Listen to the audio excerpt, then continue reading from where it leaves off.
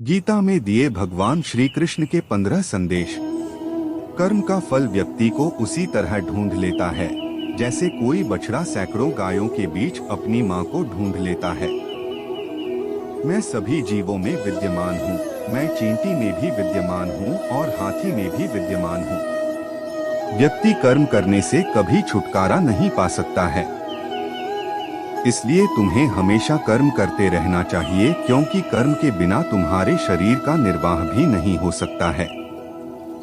मन शरीर का हिस्सा है। सुख दुख का एहसास करना आत्मा का नहीं शरीर का काम है। मान अपमान, लाभ हानि, गम और खुशी सब मन का खेल है। मैं हमेशा तुम्हारे साथ और तुम्हारे आसपास रहता हूँ, चाहे तुम कुछ भी कर रहे हो। मनुष्य उसके लिए शोक करता है जो शोक करने के योग्य नहीं है और फिर भी ज्ञान की बातें करते हो। बुद्धिमान व्यक्ति ना जीवित और ना ही मृत व्यक्ति के लिए शोक करते हैं। मोहग्रस्त होकर अपने कर्तव्य पथ से हट जाना मूर्खता है, क्योंकि इससे ना तो तुम्हें स्वर्ग की प्राप्ति होगी और ना ही तुम्हारी कीर्ति बढ़ेगी। निर्बलता अवश्य ईश्वर देता है, परंतु मर्यादा मनुष्य का मन खुद निर्माण करता है। विषयों का चिंतन करने से विषयों की आसक्ति होती है। आसक्ति से इच्छा उत्पन्न होती है और इच्छा से क्रोध होता है। क्रोध से सम्मोहन और अविवेक उत्पन्न होता है।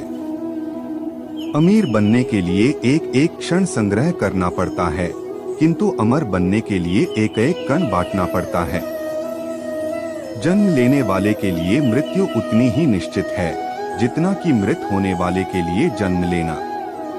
इसलिए जो अपरिहार्य है उस पर शोक मत करो। क्रोध से भ्रम पैदा होता है, भ्रम से बुद्धि व्यग्र होती है और जब बुद्धि व्यग्र होती है तब तर्क नष्ट हो जाता है। जब तर्क नष्ट होता है तब व्यक्ति का पतन हो जाता है। धर्मयुद्ध में कोई भी व्यक्ति निष्पक्ष नहीं रह सकता है।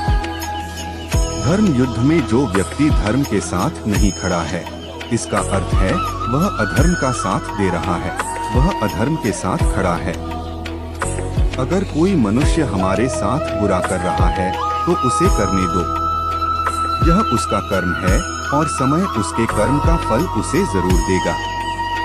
लेकिन हमें कभी भी किसी के साथ बुरा नहीं करना चाहिए, क्योंकि यही हमारा धर्म है। इच्छा पूरी नहीं होती तो क्रोध बढ़ता है और इच्छा पूरी होती है तो लोभ बढ़ता है। इसलिए जीवन की हर स्थिति में धैर्य बनाए रखना